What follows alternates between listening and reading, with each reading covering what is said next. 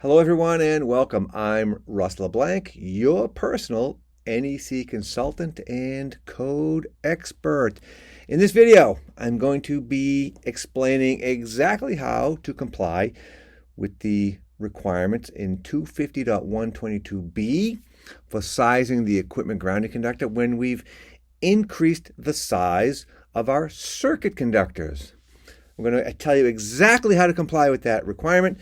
And then I'm going to explain all the problems with that, what I consider to be one of probably the most useless code rules in the code book. All right, grab your 2023 code book, and we're going to dive right into this. Okay, first off, we'll start with the general requirements before we get to 250.122b. We want to know how to size an equipment grounding conductor in general. And if we look at 250.122a, it says the size of the equipment grounding conductor, it cannot be smaller than shown in table 250.122. And also the equipment grounding conductor is not required to be larger than the circuit conductors that are supplying the equipment. Let's take a look at table 250.122. Now this is some, on the graphic there, this is my version of table 250.122. It's not the entire table, it's some excerpts. All right, so for example, if we were looking at a 300 amp overcurrent device, table 250.122 would tell us that if we're running a copper, right in the middle there, you'll see a number 4 copper. It's good for up to a 300 amp overcurrent device. All right, and that's kind of how we use the table. So for example, another example, if we were saying we have a number 8 equipment grounding conductor, and we're going to say copper, then a number 8 is good for up to a 100 amp overcurrent device. That's pretty straightforward. But then we have section 250.122b, and that's where it gets a little weird. I am going to tell you exactly how to comply with this, but then I'm going to break that rule apart.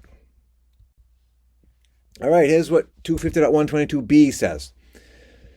If ungrounded conductors are increased in size for any reason other than as required in 310.15b, and that's for temperature correction factors, or 310.15c, and that would be when we make adjustments for more than 3 current carrying conductors, wire type equipment grounding conductors, if installed, shall be increased in size proportionately according to the increase in circular mill area of the ungrounded conductors. Whole lot of problem with that wording. All right, we're going to explain all those problems in the upcoming slides, but we're also going to tell you exactly how to comply with that wording. That's what we're going to do first. We're going to tell you how to comply with the requirements before we tear it apart.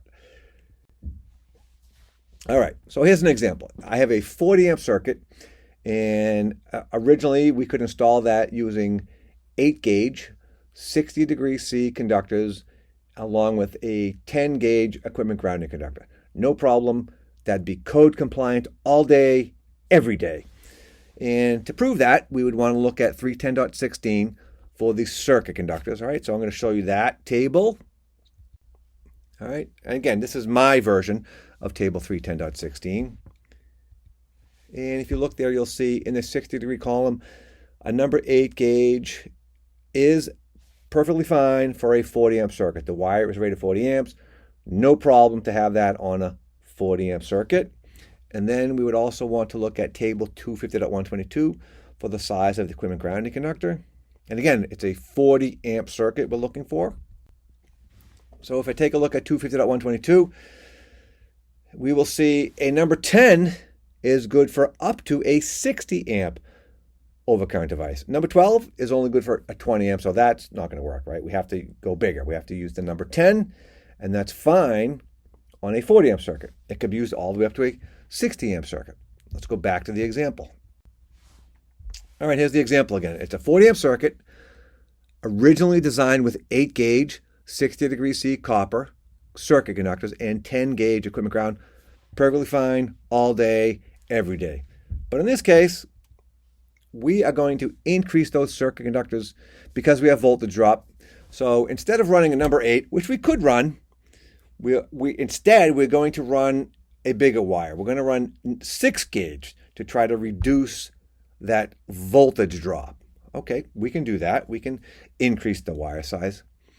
But if we do that, we have to figure out what's that increase ratio, because we may, not automatic, we may have to increase the size of the equipment grounding conductor. So we need to know, what is this increase ratio? If we go from number 8 to number 6 gauge, what's that ratio of increase? How do we figure that out?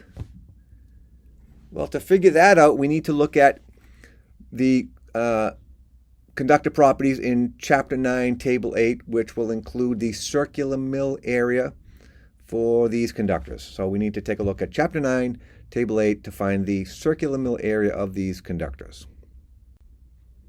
All right, on the screen is my version of Chapter 9, Table 8, and it's not obviously if you look at your code book and then look at my table, obviously the code book table has way more information, but I just pulled out the most important information for these calculations, right?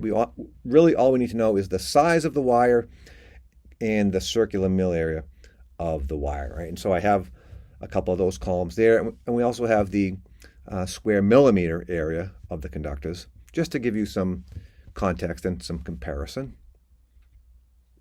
All right, there's the original size, right? It's 8 gauge. That's the circuit conductors we're dealing with. It's originally, the circuit conductors are 8 gauge, and according to Chapter 9, Table 8, an 8 gauge provides 16,510 circular mils of conductor area.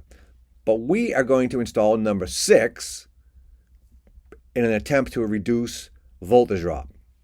So there's the new size, right, in blue. 26,240 circular mils. That's how much area a number 6 has. So there's some ratio of increase there to go from a number 8 to a number 6. So we have to figure out what that is. Well, this is how we do that. We take the circular mill area of the new wire, the bigger wire, the number 6, which was 26,240 circular mil, and we divide that by the original size, which was the number 8, 16,510 circular mil area. So that's an increase ratio of 1.589. In other words, if I take the circular mill area of the number 8 and I multiply by 1.589, that gets me to the number 6 circular mill area. So that's our increase ratio. Well, 250.122b says we have to do the same thing to the equipment ground wire. We have to increase the ground wire by that same ratio that we've increased the circuit conductors. Sounds pretty simple. All right, again, we're still using Chapter 9, Table 8. In this case, we're looking at the equipment grounding conductor now. And so on the screen, you'll see the 10 gauge. That was the original equipment grounding conductor, and that was based on Table 250.122.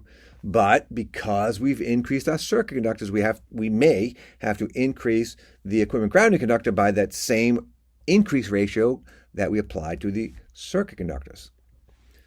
So if the equipment ground started off with 10,380 circular mils, that was number 10, but we have to then increase it the same way we increase the circuit conductors, that means we would multiply the circular mils times 1.589. That results in needing a circular mill area of 16,493 circular mils minimum. And so we still use Chapter 9, Table 8 and find which wire size provides at least that many circular mils. And there you go. In this case, it's the 8 gauge. All right, so if you look, the 8 gauge provides 16,510 circular mill area. And so that's the new equipment grounding conductor size based on that same ratio of increase as we applied to the circuit conductors. 8 gauge is the minimum size equipment grounding conductor needed. You can go larger if you want to, but we're just going to stick with the minimums in this case. Okay, that is exactly how you do it. That's not too difficult, right? You have to start from your minimums, right? What's the minimum size wire needed for the circuits? And then what's the minimum equipment grounding conductor size needed? That's what you start with. and then you figure out that ratio of increase, and then you go from there. That's not too difficult. The problem is there is all kinds of issues with the wording here. And I'm going to be honest with you. I think this is one of the most useless rules in the code book. That's just me speaking. That's my personal opinion. I'm going to share a bunch of slides with you, and you may agree with me by the end of this video. And I'll try to show you exactly why there's so many problems with this wording. In a lot of cases, it just does not make any sense whatsoever. And I'm going to show you some really pretty cool examples of why it really makes no sense. And you might just end up scratching your head going, what the heck are they talking about? All right, for these examples, we're just going to assume everything is 75 degrees C. The wire is 75 degrees C, the terminals are 75 degrees C, and we're going to stick with copper conductors, right? And I have a bunch of examples here. I could have literally done thousands of examples explaining why this doesn't make any sense. I just handpicked several, all right? We could do the same thing with aluminum, but we're just going to stick with copper for these examples. All right, here's example number one, right? We have a 50 amp breaker. The wires are 750 feet long. They're 8-gauge circuit wires, along with a 10-gauge equipment grounding conductor. That's a code-compliant installation all day, every day. And you can prove that by looking in table 310.16 for the wiring capacity, and then looking in table 250.122 for the minimum size equipment grounding conductor when it's attached to a 50 amp circuit. No problem, code-compliant all day, every day.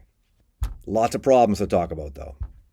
For example, that same exact circuit, that same exact set of wires, 8-gauge, 750 feet long, along with a 10-gauge equipment grounding conductor, but this time on a 15 amp circuit, that could be a violation.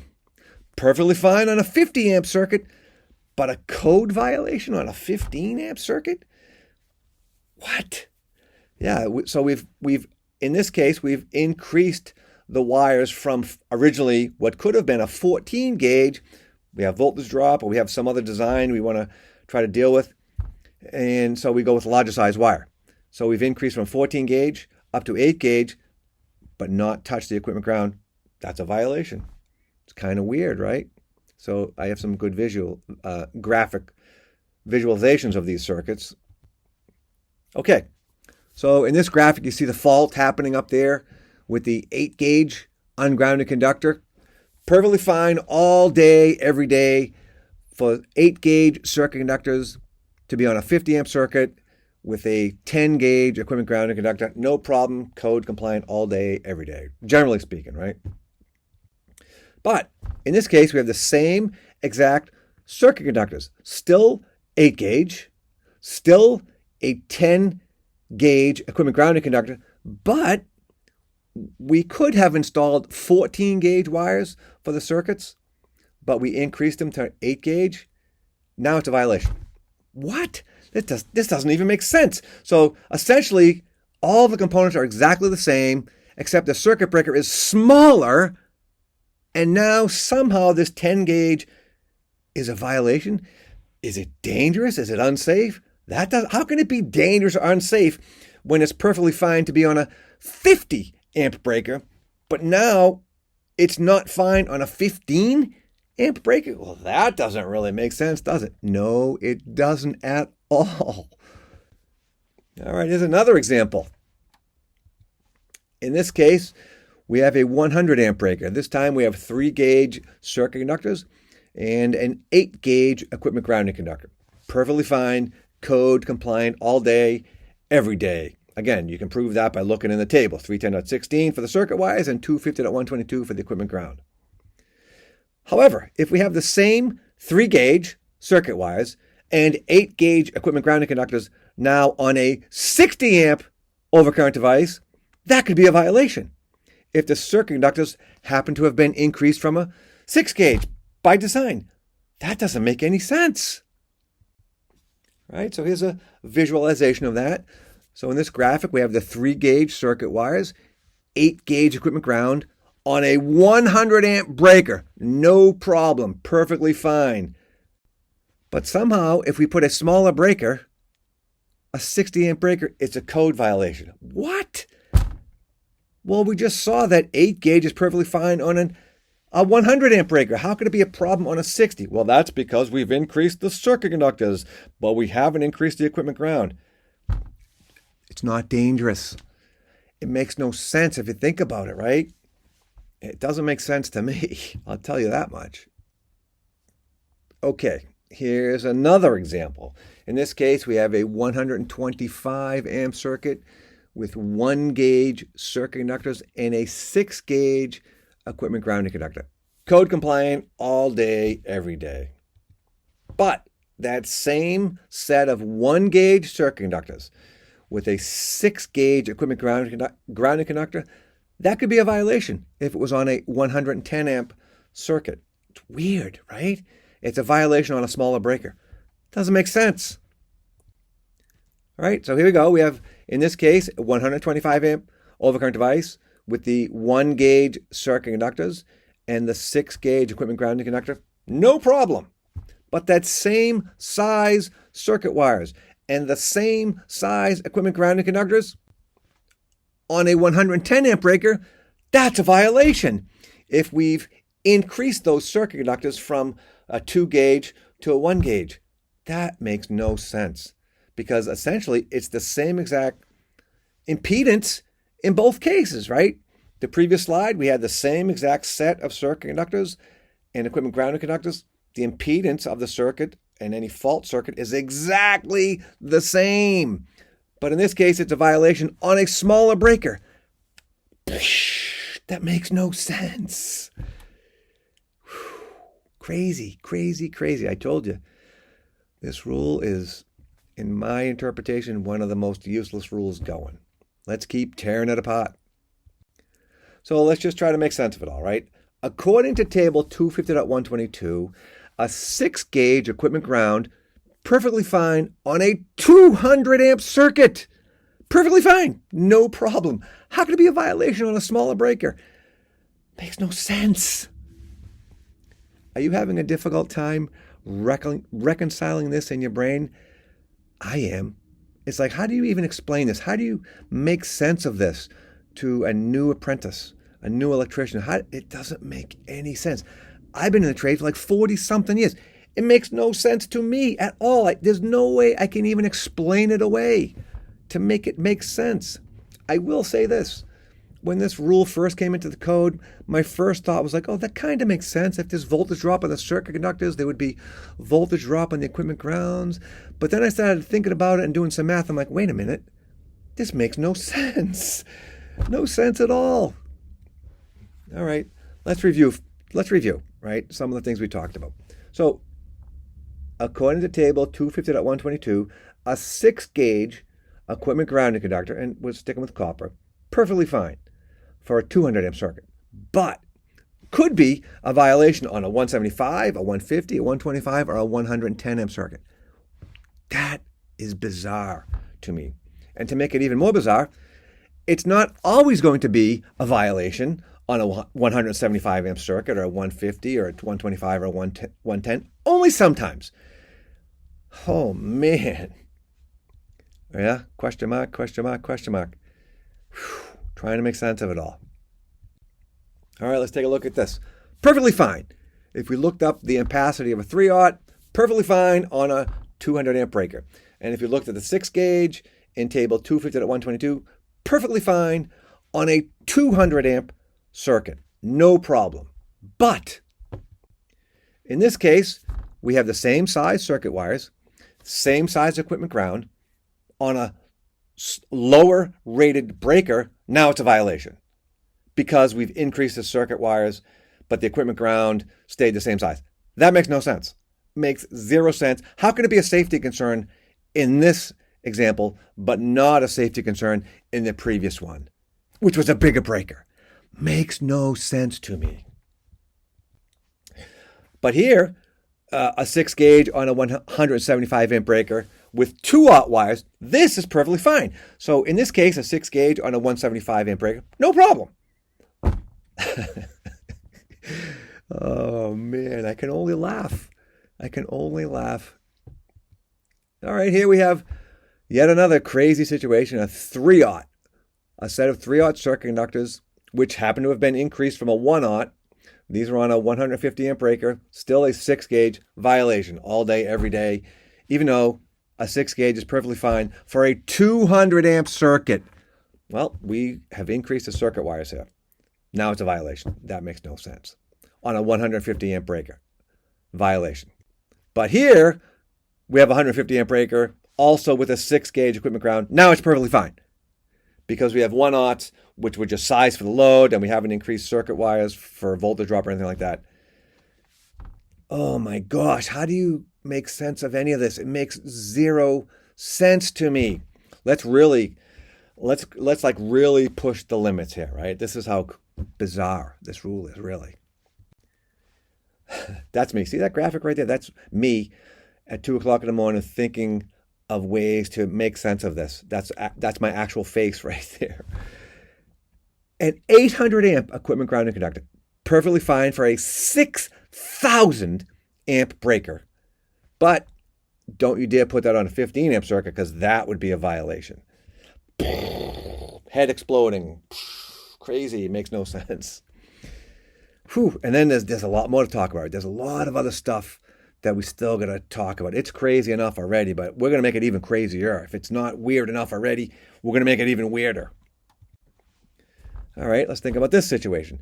How do we apply 250.122b when there's only one equipment grounding conductor run, but it's serving several circuits? And this is permitted according to 250.122c, and you size the equipment ground based on the largest overcurrent device. How do we deal with that issue? Like, what if we increase one of the circuits, but not all of the circuit conductors? What do we do? Code doesn't really tell us what to. I guess we have to increase the equipment ground by the same ratio. Let's look at some specifics. For this example, we'll say we have a 100 amp circuit, an 80 amp circuit, a 70 amp circuit, and a 15 amp circuit. All the wires are in the same raceway, and we've only installed one 8 gauge equipment grounding conductor, and that 8 gauge was sized based on the largest overcurrent device, which was 100 amps in this case, and this is permitted by 250.122c. So let's take a look at the next visual, the next graphic for a visualization of that. And so there we go. We have our 4 circuits, and I've only in the graphic I only included one circuit conductor just to try to keep the graphic a little bit clean. All right, so we have 4 circuits, all fed from the same panel board, and those circuits are all run in the same raceway. And instead of running 4 separate equipment grounds, I can run just one. And that one, in this case, is an 8 gauge, and that's based on the largest overcurrent device of all those circuits running that raceway, which in this case is the 100 amp. Okay, no problem. You can do that. The problems come up when we start increasing the circuit conductors. What do we do with the equipment ground? Because there's now 4 circuits involved. How do we deal with that? Right? It's going to get weird. So, for example, if only the 70 amp circuit had its ungrounded conductors increased from 6 gauge to 4 gauge, for whatever reason, we wanted to, or there was voltage drop on that circuit, but not the others because maybe that one's longer than the others, and they just, in this case, happen to be going through the same raceway. Would the 8 gauge equipment grounding conductor still need to be increased by that same increase ratio that we apply to the 70 amp circuit? I mean, the 8 gauge was really sized for the 100, but it doesn't matter because there's no other wording in 250.122b that says, well, in this case, you don't need to increase the size of the equipment ground. So we would have to increase the size of the equipment ground, even though it's good enough for a 100 amp circuit to begin with. That's weird. All right, here's another one. What if we increase the circuit conductors on 2 circuits instead of just one? Now what do we do? There might be 2 different increase ratios. Which one do I use? Do I use the largest one? Or can I use the smallest one? Do I combine the 2? What do I do? I don't even know what to tell you. The code does not say what to do in this case. I suppose if we wanted to err on the side of caution, we would use the largest increase ratio and apply that to the equipment ground, even though you probably don't need to because the equipment ground was sized for the 100 amp breaker. Whew, Crazy. Is your head exploding yet? Mine's exploded like 5 times already.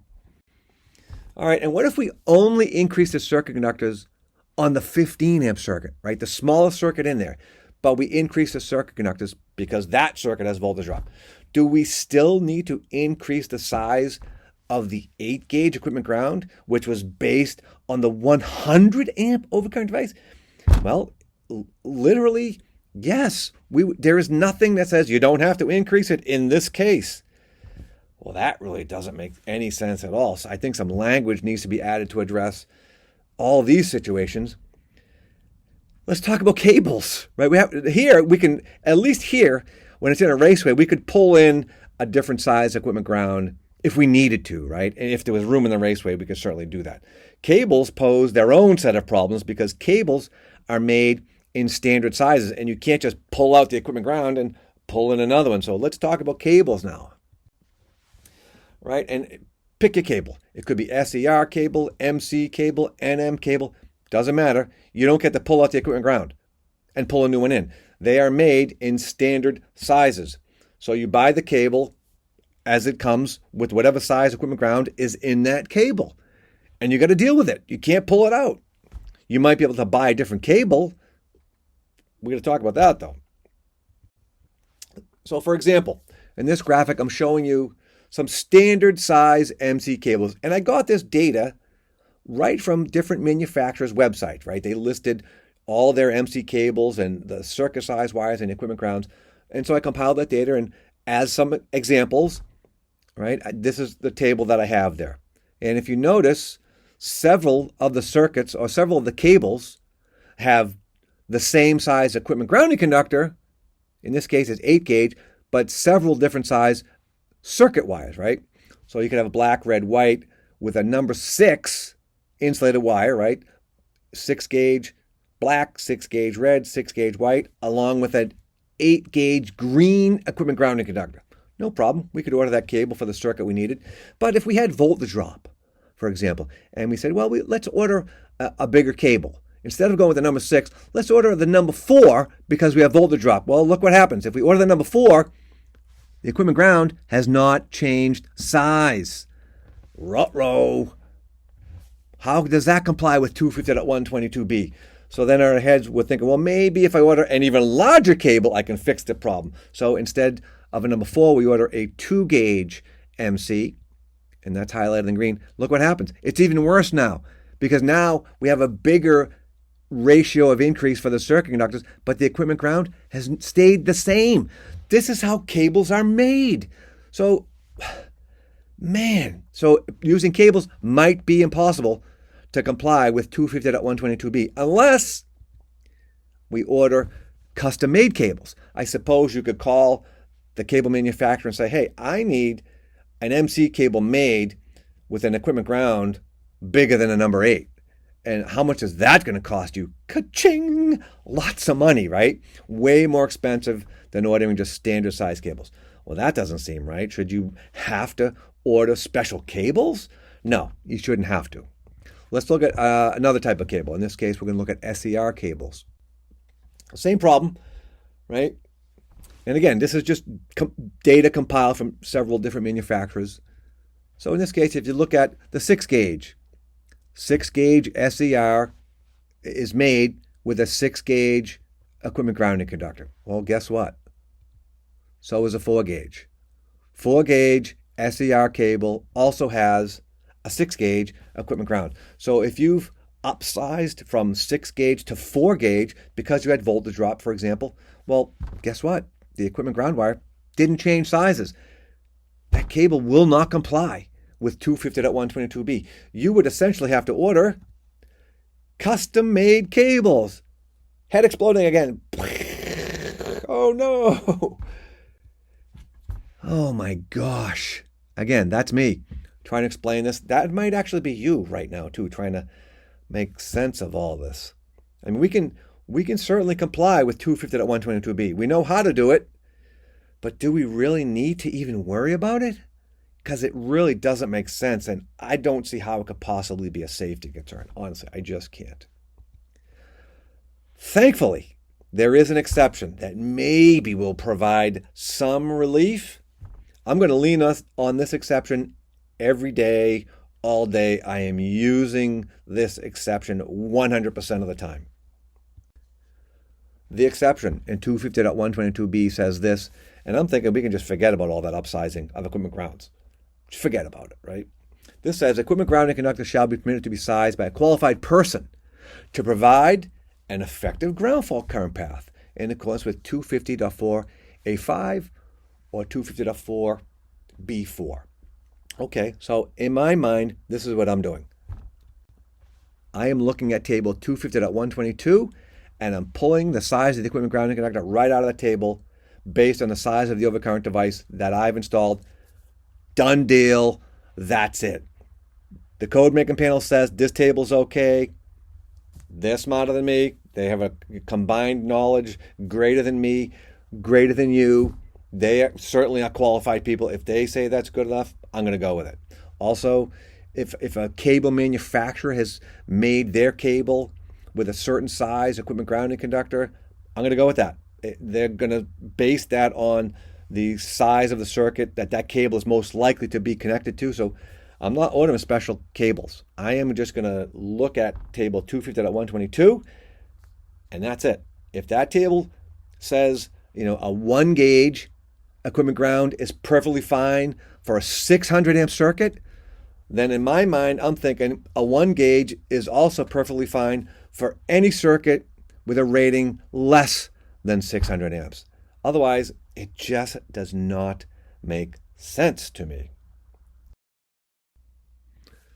Whew, crazy stuff right there. Thank you so much for watching. Hopefully, you understand 250.122b a little bit better. Hopefully you understand how to do the calculations and do the math to provide a code-compliant installation. But I also hope that you understand it doesn't really make sense all the time. But in any case, thank you for watching. I will see you in the next video. Please visit my website, russleblanc.net, not .com. That site was already bought by somebody else, so I had to do the .net. russleblanc.net. I will see you later.